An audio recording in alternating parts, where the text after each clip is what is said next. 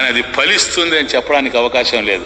అక్కడ అనుకూలమైనటువంటి వాతావరణం ఉంటేనే ఆ వ్యక్తిలో కూడా, ఏ వ్యక్తిలో నువ్వు మార్పు తీసుకొని రావాలనుకుంటూ ఉన్నావో ఆ వ్యక్తిలో కూడాను మారేటువంటి అవకాశం ఉంటేనే స్వస్యాహ ప్రకృతే సదృశం చేష్టతే, వాడి ప్రకృతి ఏదైతే ఉందో, స్వభావం ఏదైతే ఉందో దానికి అనుకూలంగానే ప్రవర్తిస్తాడు. కాబట్టి నిగ్రహం ఏం పనిచేయదు. ఇక్కడ వ్యక్తుల్ని మార్చడం అనేటువంటిది అంత సాధ్యం కాదు. నో, ఇళ్లల్లో గొడవలన్నీ ఇవే కదా నాయన, ఆఫీసులో గొడవలన్నీ ఇవే కదా కాదా, భార్యాభర్తల మధ్య తగాదాలు ఇవే కదా, తల్లిదండ్రులకి బిడ్డలకి మధ్య ఇవే కదా, అన్నదమ్ముల మధ్య భేదాలు ఇవే కదా. వాడు మారాలంటాడు, వీడు మారలేడు. ఎందుకంటే అతను మారలేడు, ఇతను మారలేడు. కారణం ప్రకృతి, స్వభావం నెట్టుకోపోతూ ఉంటుంది.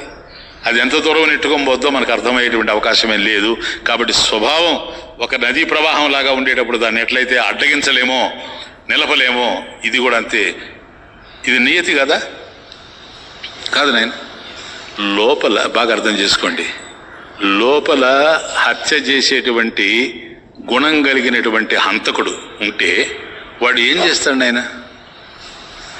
కాబట్టి హత్య చేయాలనేటువంటి లక్షణం లోపల ఏదైతే ఉందో, ఇది పూర్వజన్మ సంస్కారం వల్ల ఏదైతే ఈ జన్మలో అభివ్యక్తం అవుతా ఉందో, ఈ ప్రకృతికి అంటే ఈ స్వభావానికి అనుగుణంగానే వాడు చరించగలడు. కానీ దీనికి భిన్నంగా వాడు పోలేడు. Please understand. పోతాడా?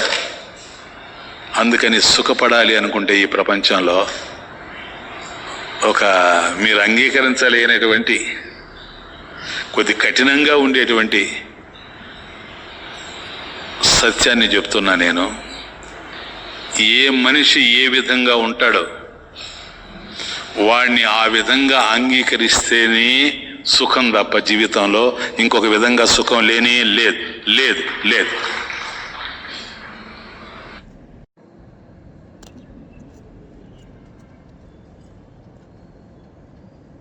వాడు ఇలా మారితే సుఖపడతాము అనుకున్నావు అనుకోండి, అది అయ్యే పని కానీ కాదు. ఇది నా వ్యక్తిగతంగా నేను జీవితంలో చూసింది.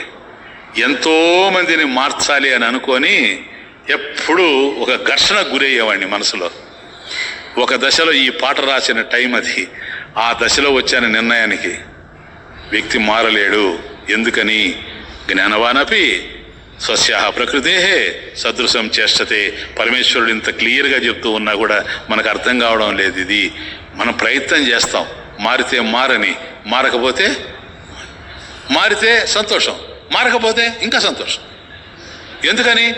నియతి సార్, నియతి, ఆర్డర్. వాడు ఆ విధంగా ప్రవర్తించడం వెనక ధర్మం ఉంది, ధర్మ రూపంలో దైవం ఉన్నాడు. Who am I to question? కాబట్టి అతన్ని నేను క్వశ్చన్ చేసే ప్రశ్న లేదు. ఇప్పుడు మీకు ఒక ప్రశ్న ఉదయించాల స్వామీజీ.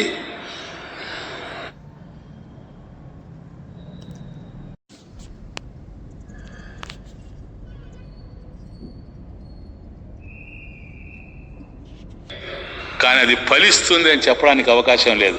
అక్కడ అనుకూలమైనటువంటి వాతావరణం ఉంటేనే ఆ వ్యక్తిలో కూడా, ఏ వ్యక్తిలో నువ్వు మార్పు తీసుకొని రావాలనుకుంటూ ఉన్నావో ఆ వ్యక్తిలో కూడాను మారేటువంటి అవకాశం ఉంటేనే స్వస్యాహ ప్రకృతే సదృశం చేష్టతే, వాడి ప్రకృతి ఏదైతే ఉందో, స్వభావం ఏదైతే ఉందో దానికి అనుకూలంగానే ప్రవర్తిస్తాడు. కాబట్టి నిగ్రహం ఏం పనిచేయదు. ఇక్కడ వ్యక్తుల్ని మార్చడం అనేటువంటిది అంత సాధ్యం కాదు. నో, ఇళ్లల్లో గొడవలన్నీ ఇవే కదా నాయన, ఆఫీసులో గొడవలన్నీ ఇవే కదా కాదా, భార్యాభర్తల మధ్య తగాదాలు ఇవే కదా, తల్లిదండ్రులకి బిడ్డలకి మధ్య ఇవే కదా, అన్నదమ్ముల మధ్య భేదాలు ఇవే కదా.